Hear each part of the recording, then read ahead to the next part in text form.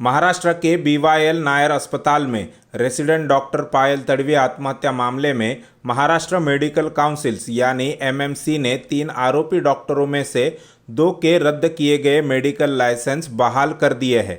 Indian express की report के मुताबिक फरवरी में बॉम्बे हाई कोर्ट के आदेश के बाद एमएमसी ने इन आरोपी डॉक्टरों के रद्द किए गए मेडिकल लाइसेंस बहाल करने का आदेश दिया।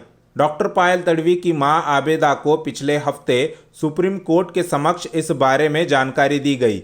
इस हफ्ते की शुरुआत में आबेदा ने राज्य के चिकित्सा शिक्षा मंत्री अमित देशमुख को पत्र लिखकर आरोपी डॉक्टरों के निलंबित किए गए लाइसेंस मामले की सुनवाई होने तक रद्द करने की मांग की।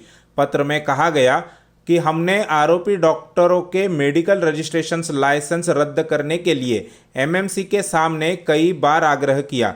मामले की सुनवाई पूरी होने तक इनके लाइसेंस रद्द रखना जरूरी है।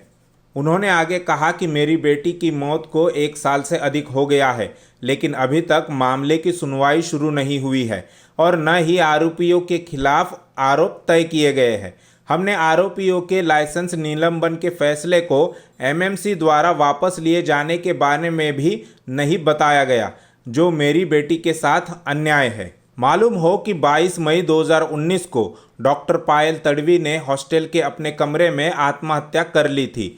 डॉक्टर पायल तडवी बीवाईएल नायर हॉस्पिटल में एमडी की पढ़ाई कर रही थी।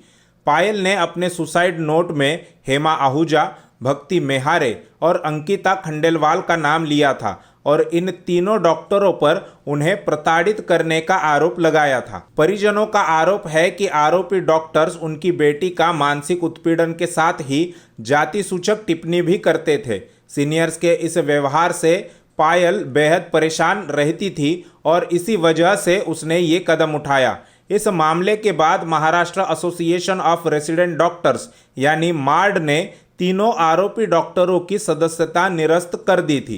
इन तीनों आरोपियों को पिछले साल गिरफ्तार किया गया था और इन पर अनुसूचित जाति एवं जनजाति अत्याचार निवारण अधिनियम, Maharashtra prohibition of ragging act, आत्महत्या के लिए उकसाने, साक्ष्य नष्ट करने के लिए आईपीसी के तहत मामला दर्ज किया गया था। बॉम्बे हाई कोर्ट ने पिछले साल अगस्त में तीनों को जमानत देते हुए कई शर्तें लगाई थी, जिसमें मामले की सुनवाई पूरी होने तक एमएमसी द्वारा जारी किए गए लाइसेंस को रद्द करना भी शामिल था।